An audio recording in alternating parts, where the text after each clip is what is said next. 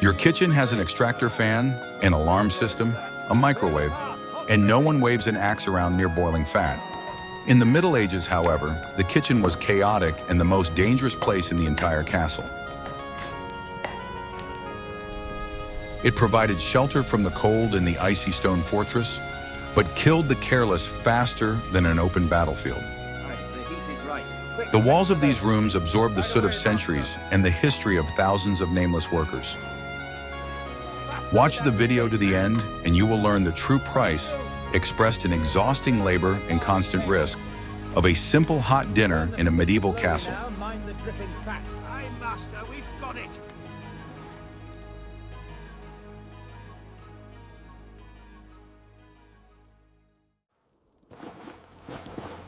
What if I told you that everything you believed about medieval comfort was a lie?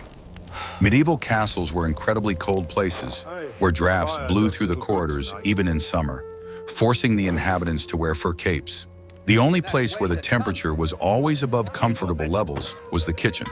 But this heat was not a blessing, but a curse. Architects specifically designed these rooms to accommodate giant hearths that burned around the clock without interruption. The walls were made thick to keep the heat inside, but this created the effect of a hot oven for those who were there. The castle kitchen was often built as a separate building or moved to a separate wing, connected to the main hall only by a narrow passageway. This was done not so much for convenience as out of fear of an inevitable fire that could destroy the entire castle. The room usually had a high vaulted ceiling, rising tens of meters high, reminiscent of a church dome. This shape was necessary so that smoke and heat could rise upward without suffocating the cooks below.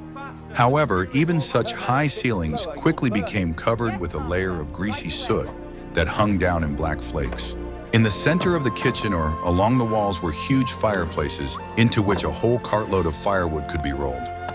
These mouths of fire consumed an incredible amount of fuel, creating a draft capable of knocking a person off their feet. The stonework around the hearths became so hot that it was impossible to touch it, even through thick clothing.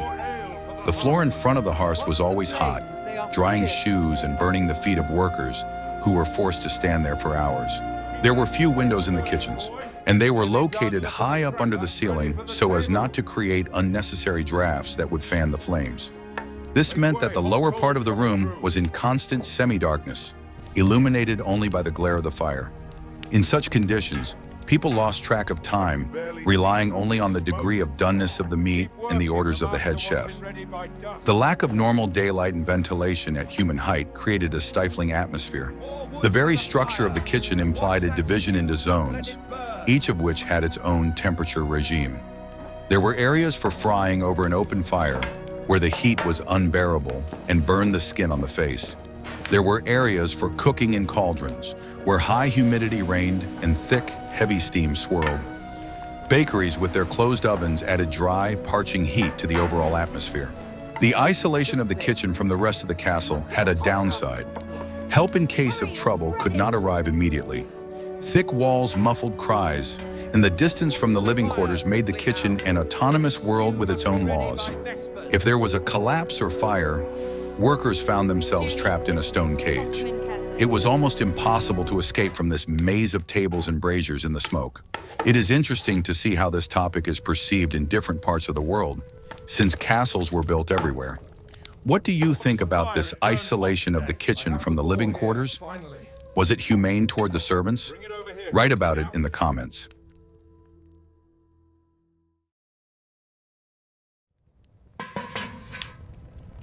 The hearths were never completely extinguished, as rekindling them was a laborious and time-consuming task. At night, the coals were covered with special lids or covered with ashes so that the flames could be rekindled in a matter of minutes in the morning. This meant that a source of danger was present in the room every second, all year round. The size of the logs used in royal kitchens is mind-blowing to us today. These weren't neat pieces of wood from the supermarket, but whole tree trunks that took several people to drag into the fireplaces. The wood had to be dry to give off heat rather than smoke, but often they had to use whatever was available. Wet wood crackled, shot out sparks, and filled the room with acrid smoke. The intensity of the fire was regulated not by turning a knob, but by complex manipulations with the fuel and the placement of the cookware. Cooks had to know the characteristics of each type of wood. Oak gave off a long-lasting heat, while birch burned quickly and brightly. A mistake in the choice of firewood could ruin a dish that had been cooking for several hours. Controlling this process required tremendous experience and physical strength. The process of roasting meat on skewers was particularly dangerous, as fat dripped directly onto the hot coals. Flames could instantly engulf the carcass and spread to a person standing nearby. To avoid this, special trays were placed under the meat, but the fat often splattered in all directions. These splashes were like molten lead, leaving deep burns on the skin. Dozens of dishes could be cooked simultaneously in huge fireplaces. Wild boars could be roasted, soups could be boiled, and sauces could be simmered. This required masterful control of the space inside the hearth itself. The cauldrons were suspended on adjustable chains and hooks, allowing the height above the fire to be adjusted. Any breakdown of the mechanism threatened to spill hundreds of liters of boiling water into the fire, creating a steam explosion. The ovens for baking bread and pies were separate closed chambers that were heated to white heat.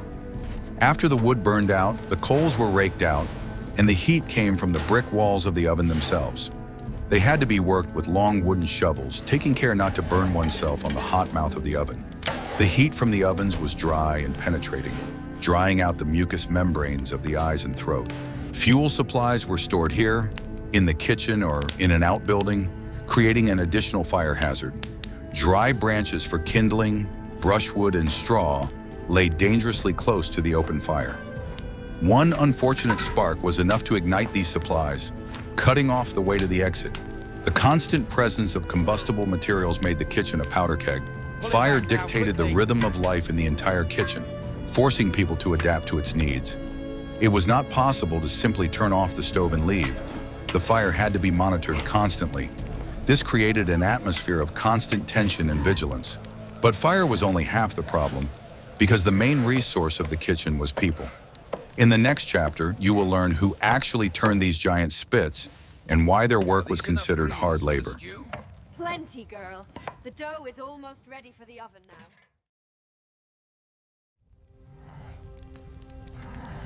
One of the most difficult jobs was that of the spit turner, whose task was to rotate a heavy carcass over the fire. This had to be done slowly and evenly for many hours, without stopping for a minute. The spit turner sat or stood in close proximity to the open flame, taking the brunt of the heat. The heat made their skin rough, and their eyes constantly watered from the smoke and ash. To protect themselves from the fire, these people built screens out of wet straw or wooden shields. They constantly doused themselves with water to avoid overheating, but the water quickly evaporated.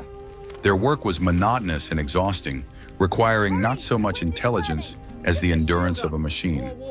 Often, people with very low social status, willing to work for food, were taken on for this role. Another category of workers were those who maintained the fire and carried fuel. They had to manipulate heavy logs in a confined space, risking dropping them on their feet or burning themselves. They also raked out the ashes, which were still hot and could flare up at any moment.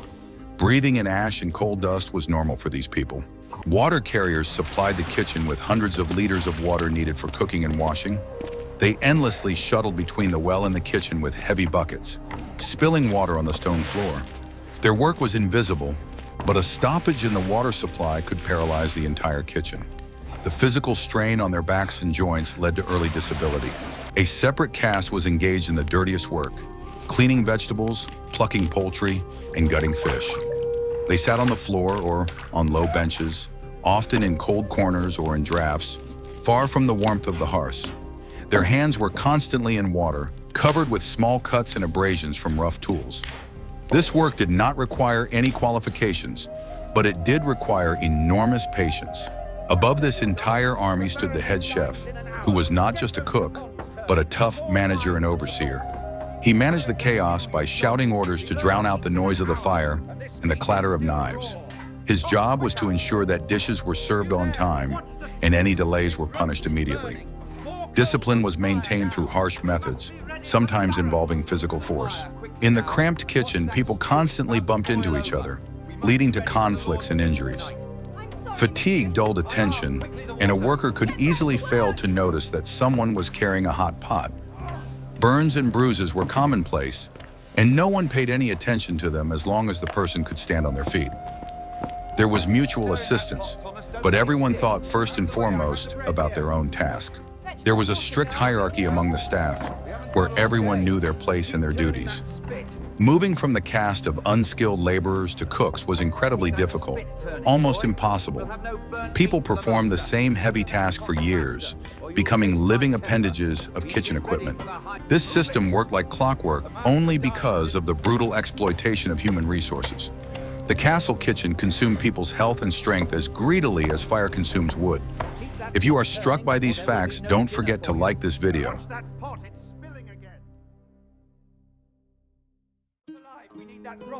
Watch out, I nearly went Ready to learn about the most common cause of injury that the chronicles don't mention? The floor of the medieval kitchen was perhaps the most treacherous surface in the entire castle. Paved with heavy stone slabs, it had been polished to a mirror shine by thousands of feet over time. But the main problem was not the smoothness of the stone itself, but what covered it every day. Huge castle fireplaces were used to roast wild boar, deer, and poultry at the same time, a layer of fat dripping from the spits and splattering from huge frying pans and cauldrons inevitably ended up on the floor. Since there were no exhaust hoods in the modern sense, the greasy soot settled on the stones in a thick coating. Even far from the hearth, the floor resembled a skating rink. The situation was exacerbated by water, which was constantly spilled by water carriers and dishwashers in the commotion. Combined with solidifying animal fat, this created a slippery substance that was even more treacherous than ice. Moving across such a surface required a special gait, keeping the soles of the feet in contact with the floor, as if skiing. One sudden or careless movement was almost guaranteed to result in a fall. The danger was increased by the cramped conditions and the constant hustle and bustle of the many servants. During the preparations for the feast, the kitchen was in complete chaos, with dozens of people rushing back and forth with heavy loads. It was common to bump into someone in the narrow passageway, and on such a slippery floor, any push could knock a person off their feet. Considering that workers often carried boiling water, hot baking trays, or heavy copper pots, any fall could be disastrous. Slipping with a vat of hot soup in your hands meant severe burns all over your body. The medicine of the time could do little to help ordinary servants in such cases. Often, such injuries led to disability or a painful death from infection. To combat slippage, the floor was traditionally sprinkled with fresh, fragrant herbs, sawdust, or straw. These materials were supposed to absorb excess moisture and grease, creating traction for the feet. It was believed that this also helped to combat unpleasant odors. However, in practice, this measure often had the opposite effect. The mixture of straw, grease, and dirt quickly turned into a sticky, heavy mess. It stuck to shoes and became a serious obstacle to walking. In the hustle and bustle of endless cooking, there was often no time to change the bedding.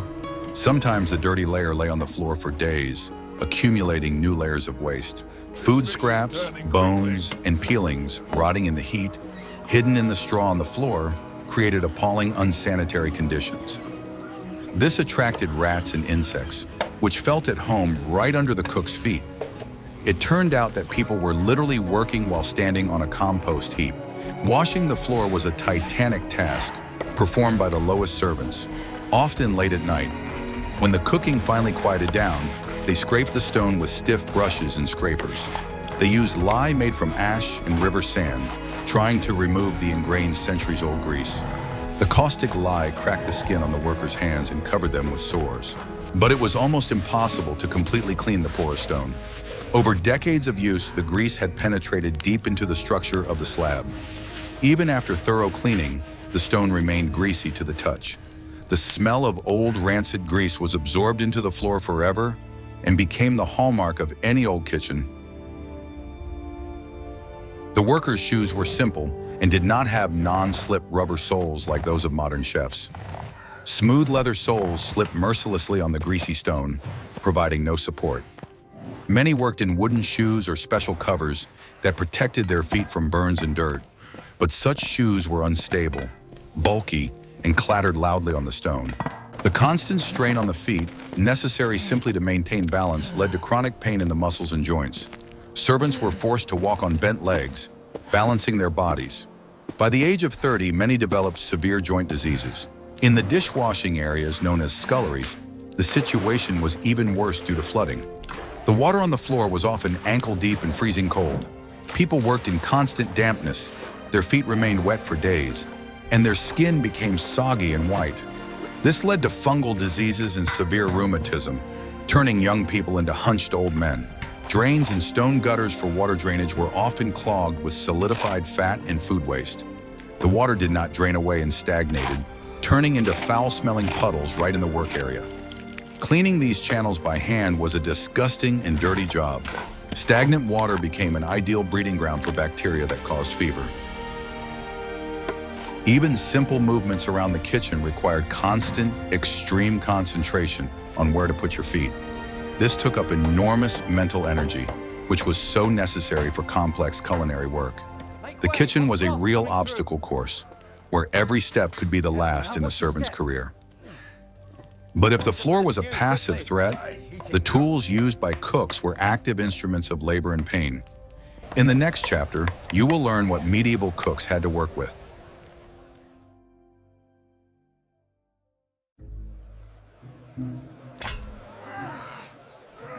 The tools of the medieval kitchen had nothing in common with the ergonomic gadgets of today.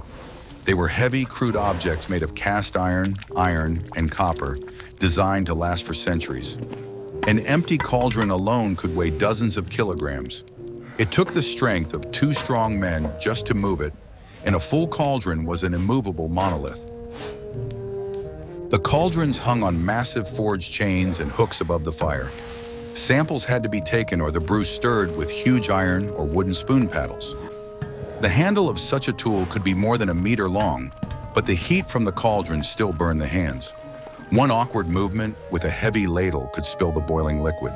Frying pans and roasting pans were also made of thick metal to withstand direct flames. They had long handles which, despite their length, became red hot. Cooks used rags and potholders made of coarse fabric, but they often burned through or got wet, losing their protective properties. Burns on the palms were a professional mark of any cook of that era. Knives and cleavers were made of carbon steel, which rusted quickly and required constant care. They were heavy with massive handles and required a strong hand to operate. Working with a dull knife was more dangerous than with a sharp one, as it required more effort and the blade could slip. Sharpening tools was a daily ritual that determined the speed of work. Mortars and pestles for grinding spices and meat were made of stone or bronze and weighed as much as a cannonball. Working with them required monotonous, striking movements that destroyed the joints. Cooks pounded ingredients for hours, turning their muscles to stone and their joints to dust. The vibration from the blows was transmitted throughout the body. Coarse sieves, made of horsehair or fabric, stretched over wooden hoops were used for straining. Thick sauces or purees had to be rubbed through them by hand, pressing the mass through with force. It was work that required extraordinary strength in the fingers and forearms. The hot mass often got on the skin, causing irritation. The molds for baking pâté and pies were complex metal structures that had to be assembled and disassembled. They were heated in ovens to extreme temperatures. They had to be removed with special shovels, balancing the heavy mold on a long handle. Dropping a finished pâté was a tragedy for which one could be severely punished. All utensils had to be thoroughly cleaned with sand and ash, as there were no detergents. Scrubbing burnt grease off cast iron was backbreaking work that rubbed the skin off your fingers. Cleanliness of dishes was achieved by mechanical effort, not chemicals. The lack of thermometers and timers forced cooks to rely on intuition and tactile sensations. They had to check the heat of the oven with their hands, risking burns. Their own skin and experience were their measuring instruments. Storing food in a medieval kitchen was a constant, exhausting battle against time and temperature. In a huge stone room where open fires burned around the clock and several hearths, the air heated up to sauna temperatures. In such a stuffy atmosphere, fresh meat, poultry, and fish began to spoil in a matter of hours. Refrigerators did not exist in those days, so logistics and preservation methods were vitally important. Proper storage was essential not only for the health of the lords, but also for the many inhabitants of the castle. Cooks had to be masters of planning to prevent valuable supplies from rotting. They tried not to keep fresh meat in the kitchen for long, so that it would not spoil before the banquet began. Animals and poultry were usually slaughtered in the courtyard immediately before cooking. This minimized the time the carcasses spent in the destructive heat of the room. Blood, entrails, and other biological waste had to be cleaned up immediately and very thoroughly. If this was not done, the smell instantly attracted swarms of annoying flies and huge rats. Rodents were a perennial problem in medieval castles, and the fight against them never ceased for a moment. The main and most reliable way to preserve food for the long winter was salting. Huge oak barrels filled to the brim with tough salted meat stood in deep, cool storerooms under lock and key. But part of these strategic reserves was always at hand for cooks for their daily needs. Salt was the main preservative of that era, and cooks used it in incredible quantities. It excellently drew out moisture, preventing the meat from rotting, but made it as hard as a sole. Often, such dishes had to be soaked in water for days before cooking to simply remove excess salt. Smoking often took place right in the giant chimneys of the kitchen itself, which saved a lot of space.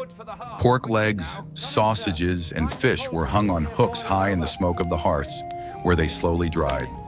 There, in the hot stream, the products acquired a specific aroma and could be stored for months. However, cooks had to constantly monitor this process with great attention.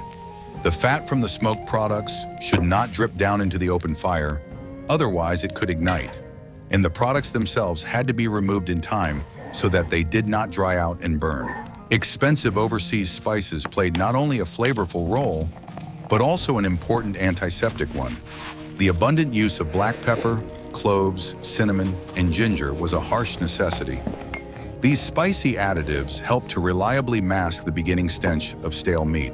In addition, the essential oils and spices actually slowed down the growth of dangerous bacteria in the finished dish. Medieval dishes were much spicier, hotter, and richer than modern ones for this very reason. It was not a whim of gourmets, but a real gastronomy of survival. Milk, cream, and other perishable products were stored in separate, deep cold cellars.